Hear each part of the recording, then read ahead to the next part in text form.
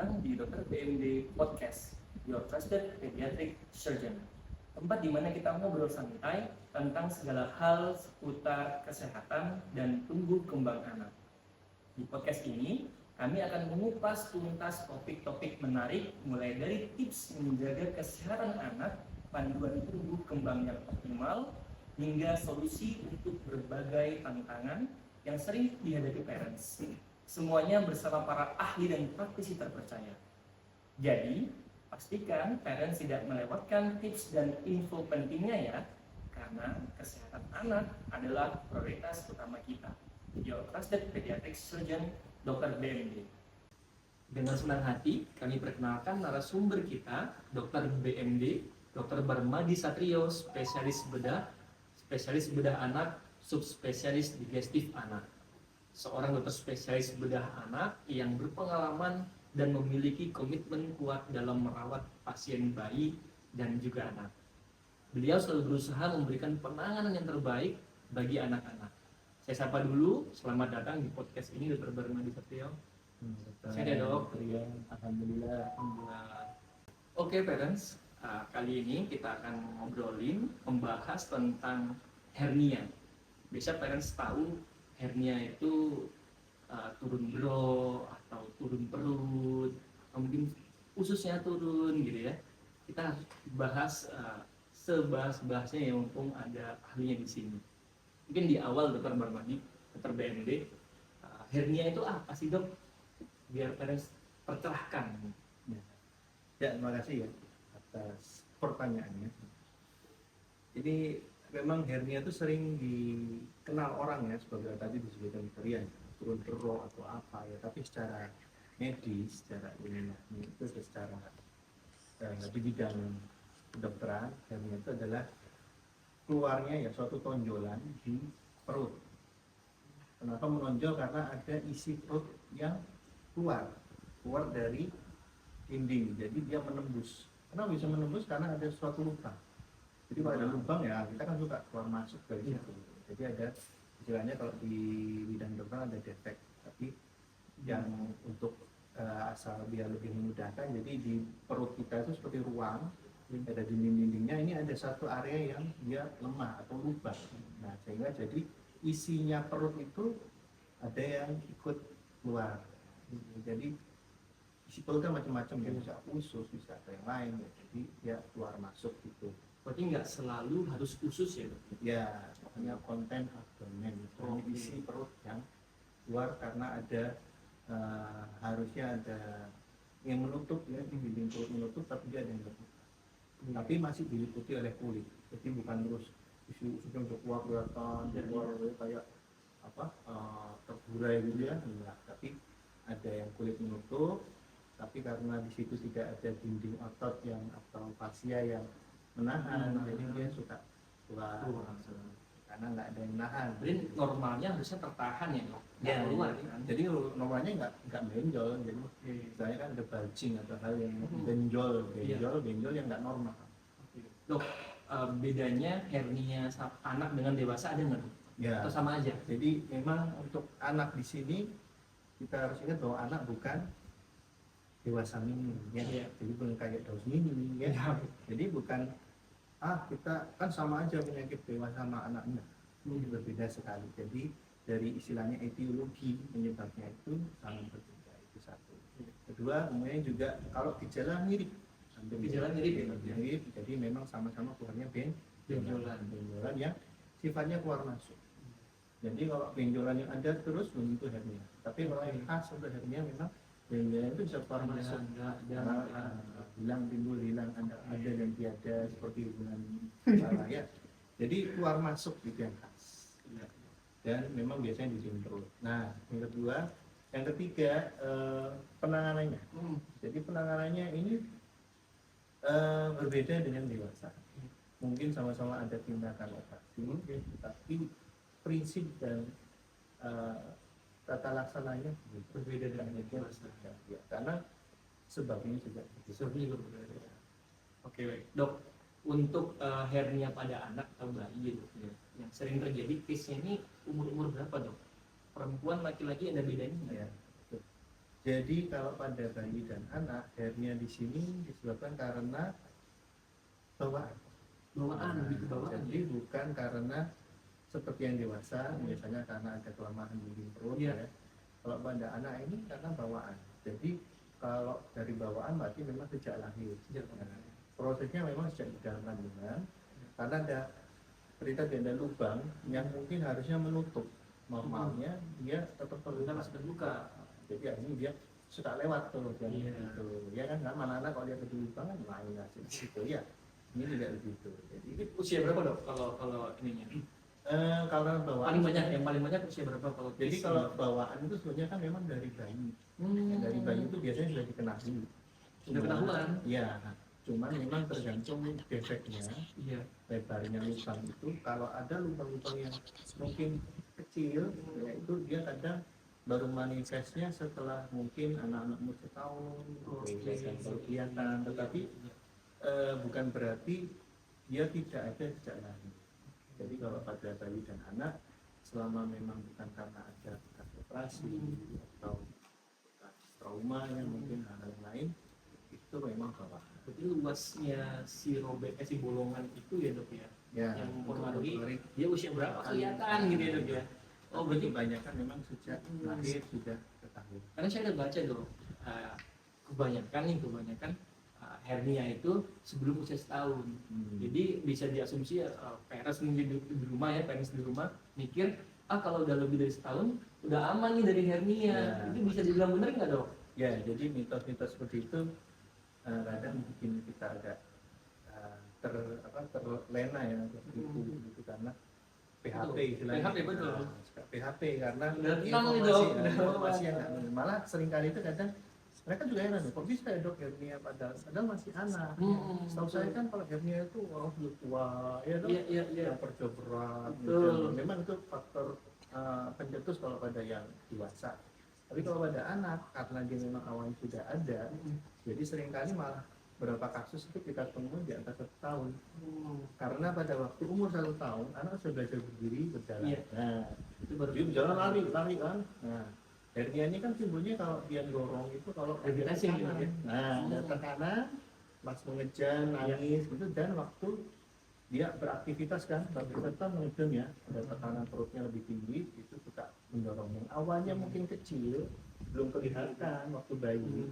Pada waktu anak itu sudah berdiri, sudah lari-lari, nah baru kelihatan.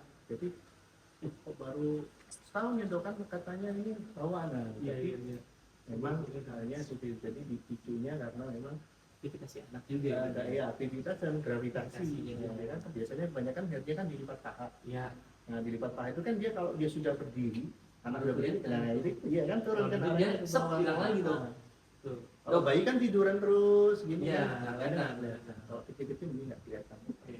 Dok tadi nyinggung-nyinggung hernia ini kan bawaan ya dok. Nah, ada nggak sih hubungannya sama genetik dok? Misalkan nih kakak saya dulu pernah hernia dok zaman kecil, tidak zaman bayi ya. Saya ada nggak kemungkinan lebih besar saya dapat hernia nih? Kira-kira gimana dok? Ada hubungannya? Ya jadi memang dari faktor genetik juga bisa ada pengaruhnya. Ya asal benar genetiknya memang riwayat dari saudara atau orang tua ya itu memang sejak kecil, bukan ayah saya hernia waktu umur 50 60 ya, bukan karena itu biasanya. Tapi kalau memang ada keluarganya yang pernah dengan riwayat hernia sejak anak, sejak bayi, nah itu ada kemungkinan 9%.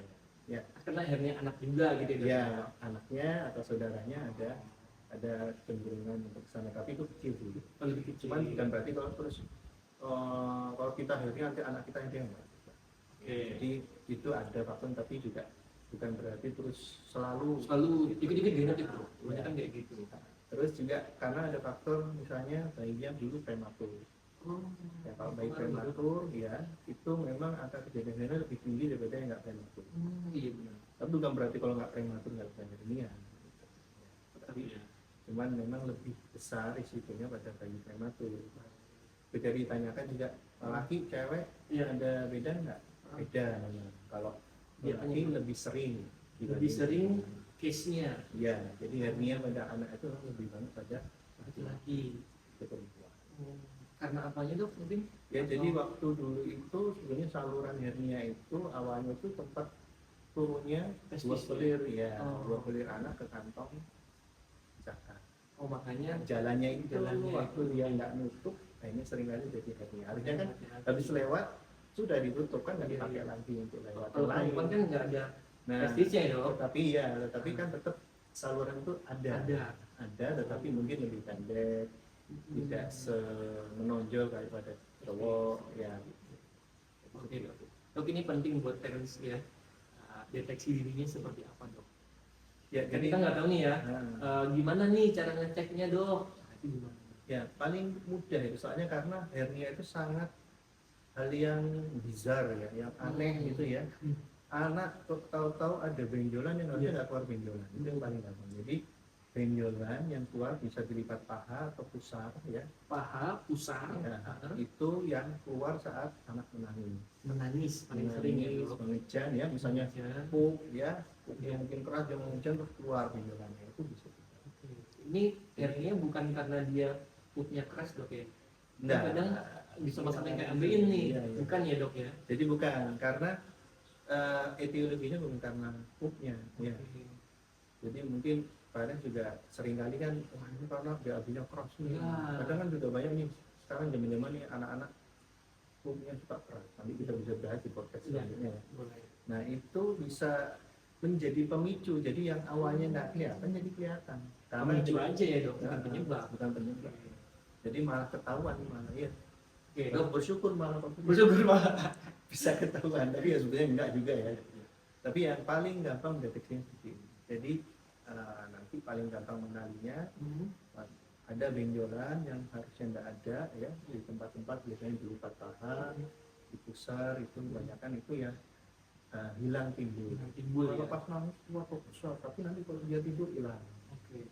Kalau misalkan mau ngecek dok, parents di rumah boleh nggak dinangisin dulu anaknya? Biar dia Wah, keluar dia. Nggak gitu ya dok ya? Masuk diceplesin dulu. Bukan ya? Enggak. Jadi anak kan mesti ada waktu nangis lah ya. Oke. Kalau anak nggak nangis malah ngeri. Oh, momen-momen itu yang kita sempatkan untuk mengecek. Baik dok. Dok kalau kita tahu nih, wah ternyata ada benjolan di lipatan pahanya ya, harus ngapain? Dok? Nah, jadi seperti itu yang jelas harus dikonsultasikan. Bawa ke IGD kah? Apa Bahwa kemana tuh dok? kalau kondisinya masih tenang ya, maksudnya keluar sewaktu-waktu masih bisa keluar masuk ya, itu masih bisa istilahnya tidak perlu ke ruang emergensi, Tidak perlu ke IGD, tapi harus diperiksakan. harus diperiksakan. Ke spesialis bedah. Udah enak ya dok ya? Nah itu nanti dilihat akan diperiksa oleh kami untuk melihat oh ini benar ini enggak. Dan yang penting juga sekarang kan zaman ini nih suka posting, Iya, suka iya. dikit-dikit foto mau makan foto nggak perlu tapi foto dulu ya kan, Betul. makanan vision gitu ya. Nah sekarang dengan adanya teknologi kamera handphone, ibu parents bisa foto waktu benjolan di foto. Oh pas keluar benjolannya foto. Foto. Jadi pas waktu konsul lebih waktu enak. konsul itu bisa menunjukkan foto karena Oke. seringkali kan waktu datang pas anaknya tenang nggak ada keluhan, Iya iya. nggak keluar benjolannya keluar, ya, nggak bisa tapi diperiksa. dengan parents bisa menunjukkan foto dok kalau keluar gini nih, nah kita bisa estimate bahwa oh itu most likely suatu hernia dari Oke. foto itu sudah kelihatan banget gitu. Itu namanya yang teknologi ya. Dok banyak lagi dok. Ini biar parents di rumah lebih paham lah ya dok ya. Jadi kalau ada hernia pada anak, bawanya ke spesialis bedah anak dok. Atau boleh nggak ke spesialis anak dulu deh? Siapa tuh benjolannya bukan hernia. Kadang kan sifatnya parents itu kan kalau bedah anak Ya. selalu dioperasi takut dok. Iya, iya. Jadi Ini gimana memang, gimana, Dok? jadi prinsipnya even dokter umum pun bisa menjalankan karena ini kompetensi dokter umum. Oke. Ya, jadi yang penting memang afisnya harus pas.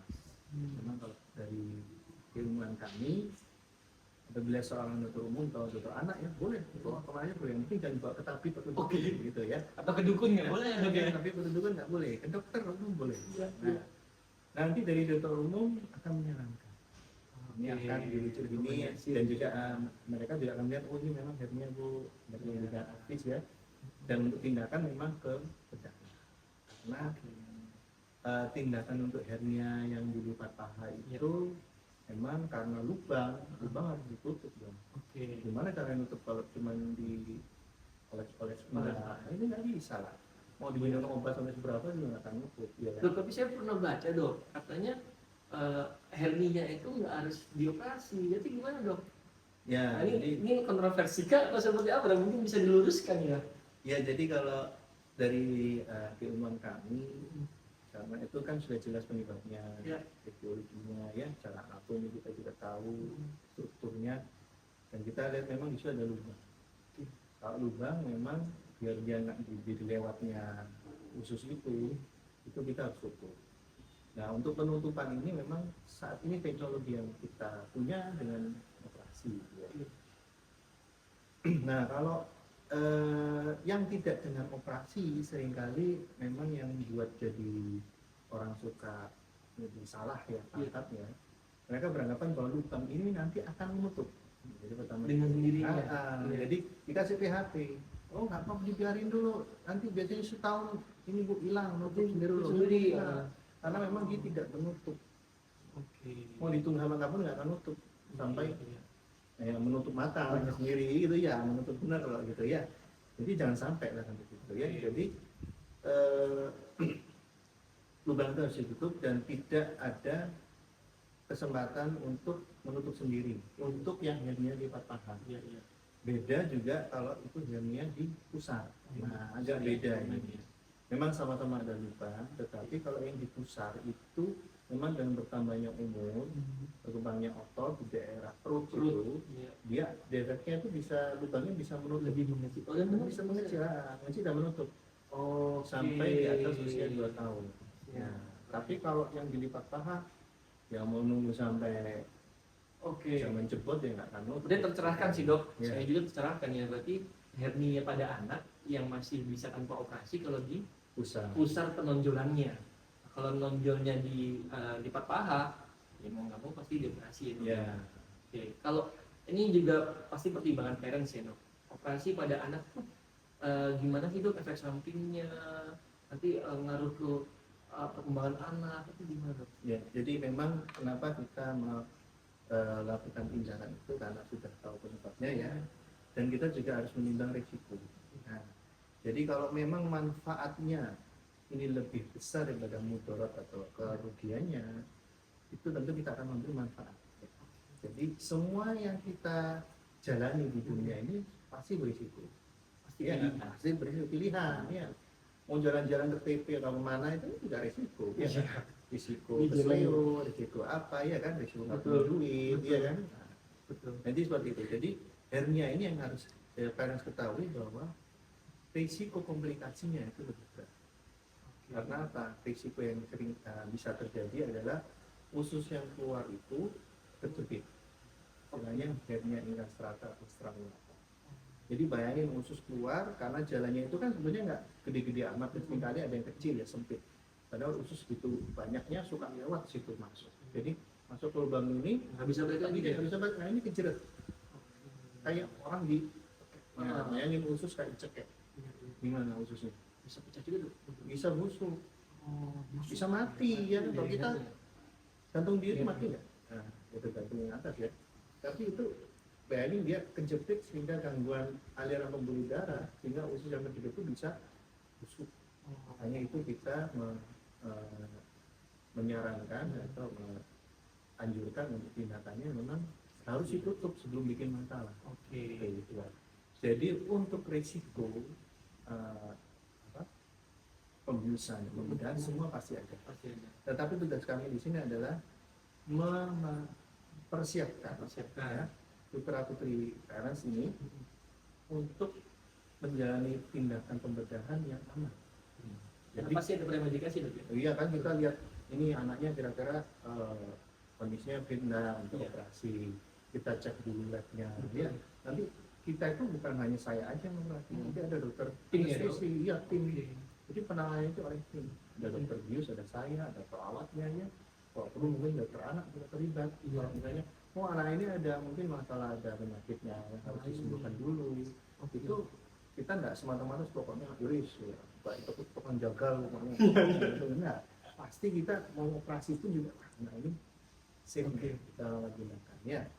Jadi kalau yang masih kondisi yang lebih awal, ketahuannya belum sampai terjadi komplikasi itu relatif lebih kecil. lebih kecil.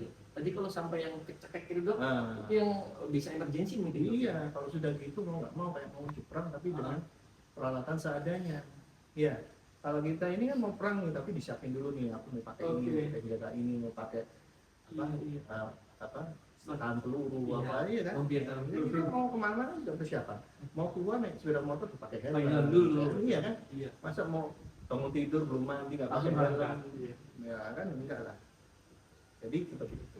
Jadi dengan persiapan itu lebih baik. Jadi kondisi yang sebaiknya dilakukan tindakannya itu dilakukan secara elektif. Elektif Elektif. maksudnya Dijaga. dipersiapkan selama belum ada komplikasi. Jadi kalau sudah komplikasi gimana?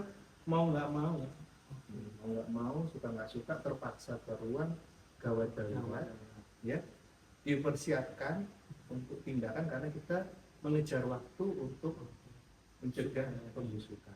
Busuknya menyebar kan. Busuknya iya sampai busuknya ini mati harus dipotong. Nah itu jadi istilahnya kita kayak orang tenggelam dekat mungkin kan diangkat. Jadi itu dapat mungkin dibebaskan gitu. Jadi jangan dibiarkan ya dok ya. Kalau parents di rumah tahu ada benjolan, segera dikonsulkan ya dok. Iya. Kalau dibiarkan bisa sampai mati tadi, sampai nyebar ke usus yang lain, malah bisa dipotong ya dok ya. Iya, itu dipotong. Jadi kalau pas yang harus diketahui juga misalnya anak kita ada ya nggak berharap ya hernia, tapi ada kok curiganya hernia, harus mengetahui kapan tanda bahayanya. Kapan ada tanda bahaya seperti itu langsung ke Baik dok. Dok, ini kalau operasi atau penanganannya perempuan dengan laki-laki sama nggak dok?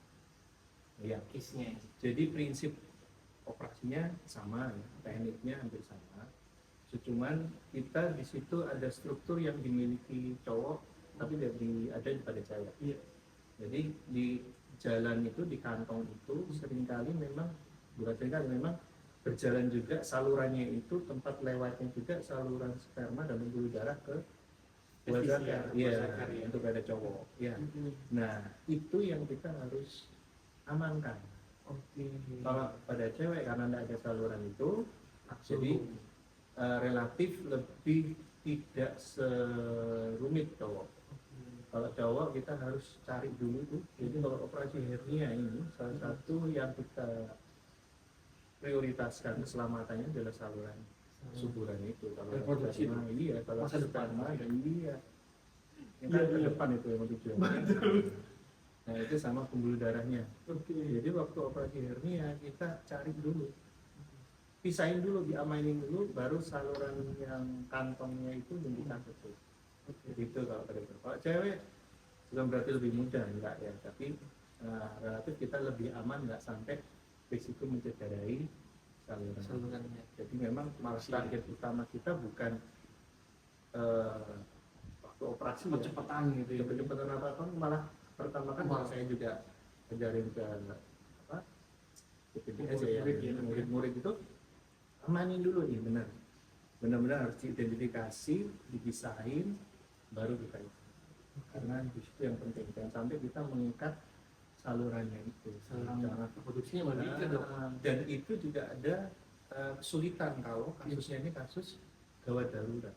Oh iya. Makanya lebih enak kalau kondisinya masih ada komplikasi. Kalau udah komplikasi, udah kejepit, kita cari-cari di situ, bengkak semua ya kan. Kondisinya ada usus juga masuk situ, waduh lebih rumit. Risiko komplikasinya pasti lebih besar. Oh iya, parents tadi Dr. Barmadi, Dr. BMD ini juga dosen ya dok ya. Jadi Iya. mahasiswanya banyak gitu. Ya. Secara teoritis juga dipraktek ya dok ya. Ya. Jadi megang BPJS parents di rumah. Ini dok, yang saya tanyakan mungkin lebih sedikit sensitif dok. Untuk operasi hernia ini mahal nggak sih dok? Atau tercover BPJS nggak dok? Ini pasti kan ada yang menengah ke atas, ada yang menengah ke bawah. Katakanlah kalau BPJS tercover nggak sih? Ya, jadi untuk operasi hernia itu untuk biaya pasti kan untuk parents ya jadi pertimbangan. Jadi pertimbangan dok. Tapi betul, kan dok. kalau kita untuk anak apa sih enggak? Iya. Kan? Jadi jangan sampai terus wah mahal nih nggak usah operasi. Betul. Nggak bisa. Tetapi memang saat ini pemerintah kita sudah mempunyai suatu program ya asuransi buat semua. untuk BPJS pun itu bisa mengcover. Tapi kalau untuk asuransi swasta itu memang masih Ada plafon-plafon yang ada bisa tertentu kebijakan sesuai asuransinya. Tapi kalau pemerintah komitmennya kan untuk pasien-pasien anak, bayi dalam kelainan-kelainan bawaan itu sudah full gitu. ada Support. support oleh Luar biasa. BPJS. Jadi nggak usah khawatir. Tenang Jadi ya, yang balance penting, penting kalau tahu anaknya ada masalah, ada kelainan, ada sakit, tentu kan pasti berusaha mencari Ya. pengobatan. Itu bagian dari ikhtiar. Ya. Iya. Untuk masalah biaya atau apa, nah, tak itu aja, ngasih lah. Nggak usah khawatir. Yang penting harus di Cek secara dini ya, Dok, ya. ya apa diutamakan untuk kesehatan anak. Masa mau nonton YouTube gampang Bisa, malah untuk anak malah nggak bisa. mikir iya tuh. Baik, Dok, ini mungkin di akhir ya. Kira-kira apa yang bisa Dokter BMD sampaikan, Dok? Ini pencegahannya gimana nih? Ada nggak sih pencegahannya? Ya, jadi kalau itu memang seperti yang saya sampaikan tadi untuk hernia, karena ini untuk kelainan bawaan, ya. Yang penting bagi para parent adalah mengetahui atau deteksi dini pada putra-putri. Deteksi dini ya, Nah, kan? jadi mengetahui kapan adanya benjolan itu nanti. Jadi sering-sering apa? Ya sering main sama anaknya, mandiin Mandiin kali anak, kadang, betul. kadang Tujuh. waktu-waktu Nyambungin, kita, Dok. waktu kita merawat anak itu kita bisa lihat nanti. Jadi jangan semuanya dikasihin kok. Ini mungkin ya, atau jadi ibu ya tempatkan waktu untuk melihat anaknya, merawat anaknya. Ya, iya. mungkin di anggota tubuhnya ada yang sesuatu ya kita bisa tahu lebih awal. Jadi banyak-banyaklah Mendekatkan diri dengan berinteraksi anak, dengan anak, ya. Terus banyak mendengarkan keluhannya, mungkin melihat apa perilaku. Kadang kan kalau pas ada beda itu pasti anak kadang nggak nyaman, ya. Biasanya aktif, lari-lari, Dok. Aku dia agak Ya, sendiri, atau disebut biar gitu. sakit tadi ya apa ini bikin sakit, kalau perlu dibuka bajunya, dilihat ya, lipat pahanya, perutnya, apa yang bikin dia sakit. Nanti kalau ada dengan suatu yang berbeda, ada yang mungkin apa nggak seperti mungkin saudaranya atau yang lain, itu segera diperiksa. Oke. Baik, Dokter BMD, luar Ya. biasa penjelasannya tentang hernia. Ya. Banyak banget ya, Dok, ini yang sudah disampaikan. Semoga parents di rumah juga bisa mengambil manfaat ya apa yang ilmu yang diberikan. Yang paling penting adalah deteksi dini ya. Benjolannya bisa terlihat di lipatan paha ataupun di perut ya, Dok ya. Mungkin itu parents untuk episode kali ini. Setelah membahas hernia pada anak, semoga parents sekarang lebih paham tentang tanda-tanda dan penanganannya. Ingat, deteksi dini adalah kunci untuk menjaga kesehatan si kecil dan memberikan ketenangan bagi kita sebagai parents. Terima kasih telah mendengarkan Dr. BMD Podcast, Your Trusted Pediatric Surgeon. Semoga informasi yang kita bahas hari ini bermanfaat dan membantu Anda dalam merawat dan mendukung tumbuh kembang si kecil dengan lebih baik. Jangan lupa untuk follow Dr. BMD Podcast agar Anda selalu update dengan episode-episode seru dan informatif lainnya. Kalau Anda punya pertanyaan atau topik yang ingin dibahas, silakan langsung aja kirim ke kolom komentar. Kami selalu senang mendengar dari Anda. Sampai jumpa di episode berikutnya, parents. Tetap semangat, tetap bahagia, dan pastikan anak Anda selalu dalam keadaan sehat dan ceria. Dr. BMD Podcast, Your Trusted Pediatric Surgeon.